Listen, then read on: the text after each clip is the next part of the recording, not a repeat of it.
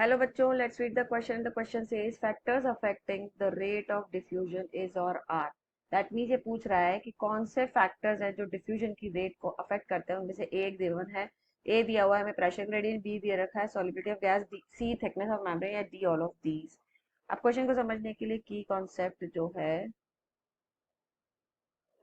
वो है हमारा गैसियस एक्सचेंज. नाउ हमें यहाँ पे ये देखना है कि जो गैसियस एक्सचेंज होता है, गैसियस एक्सचेंज का मतलब होता है एक्सचेंज ऑफ गैसेस. और ह्यूमन में गैसेस की बात कर रहे हैं तो ऑक्सीजन एंड CO2 की बात कर रहे हैं यहाँ पे. राइट. ये जो गैसेस का एक्सचेंज है वो हो कहाँ रहा है? That is entering site. अगर हम देखें तो site of gaseous exchange is at alveoli, inside lungs के अंदर.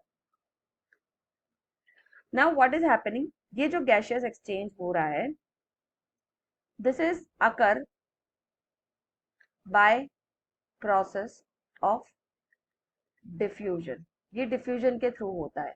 क्यों? क्योंकि डिफ्यूजन के थ्रू कैसे हो रहा है? क्योंकि गैसेस अपने हाई कंसंट्रेशन से लो कंसंट्रेशन की तरफ मूव करेंगी.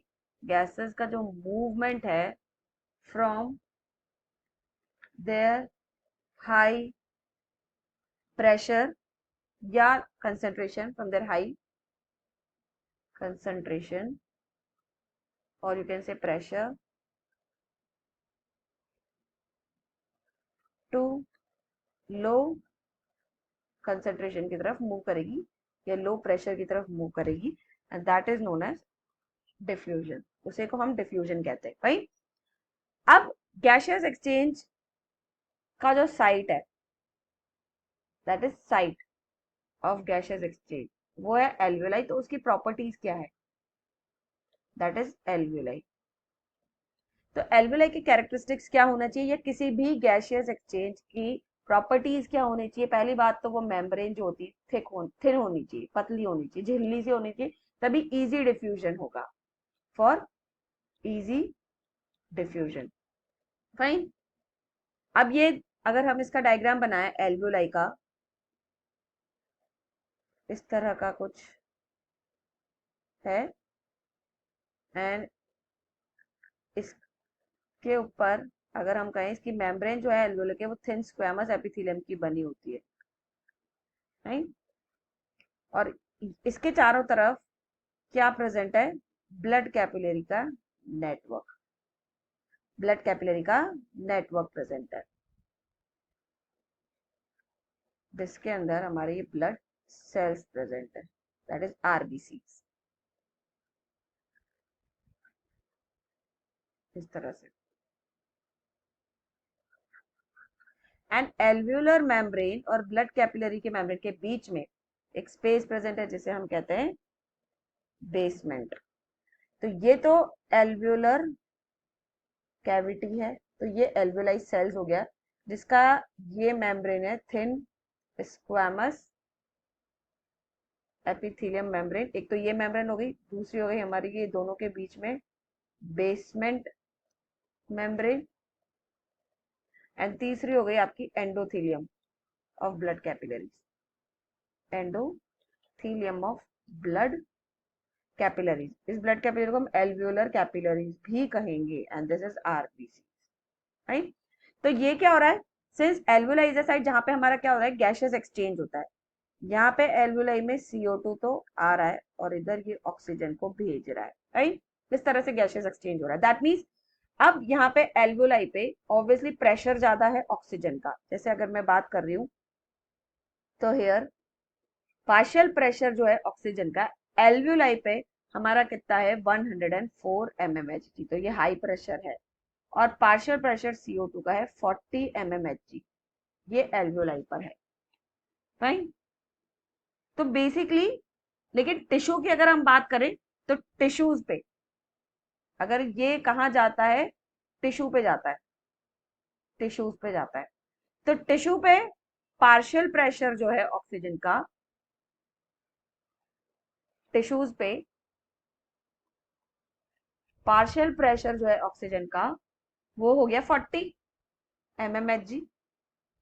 एंड पार्शियल प्रेशर CO2 का कितना हो गया 45 mmHg। तो सी डिफ्यूजन हाई से लो की तरफ ही जा रहा है। यहाँ पे एल्विलाई पे हमने देखा था कि partial pressure of oxygen 104 mmHg है और पार्शियल प्रेशर ऑफ CO2 जो है एल्विलाई पे 40 mmHg है। तो ऑब्वियसली मूवमेंट इधर से इधर होगा, मतलब एल्विलाई से टिश्यूज की तरफ होगा ऑक्सीजन का, और CO2 का होगा टिश्यू टिश्यू से एल्विलाई की तरफ, टिश्यू से एल्विलाई की तरफ। फाइन। तो ये क्या हो गया, जो डिफ्यूजन है गैसेस का वो किस पे डिपेंड कर रहा है, एक तो मेम्ब्रेन की शुड बी थिन, दूसरा डिपेंड कर गया ये आपका डिफ्यूजन पे, डिफ्यूजन ऑफ गैसेस, तीसरा ये प्रेशर ग्रेडियंट पे डिपेंड कर रहा है, क्योंकि प्रेशर का डिफरेंस जहां होगा उस हिसाब से ही मूवमेंट करेगा। देन अगर हम देखें तो सॉल्युबिलिटी, अब सॉल्युबिलिटी की बात करें तो सॉल्युबिलिटी ऑफ गैसेस में हम CO2 की solubility is more than oxygen, oxygen से ज्यादा सॉल्युबिलिटी किसकी ज्यादा है, CO2 की ज्यादा है, that is around 20 to 25 times higher than oxygen. Right. तो डिफ्यूजन जो होगा CO2 का फास्ट होता है, अमाउंट ऑफ CO2 जो है वो डिफ्यूजन CO2 का फास्ट होगा, that means CO2 diffusion is fast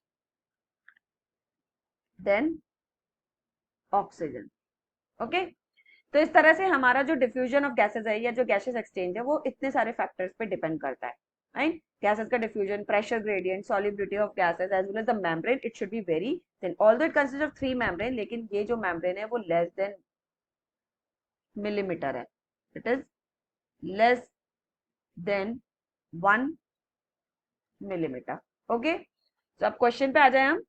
question में यही कह रहा है कि factor affecting the rate of diffusion is और आर, तो A yes pressure gradient it is correct, B solubility of gases, C thickness of the membrane that is it should be very thin, then only the easy diffusion of gas can occur, and D all of these, so we'll go with option D, that is all of these. So the answer is D. So I hope you understood it well. Best of luck.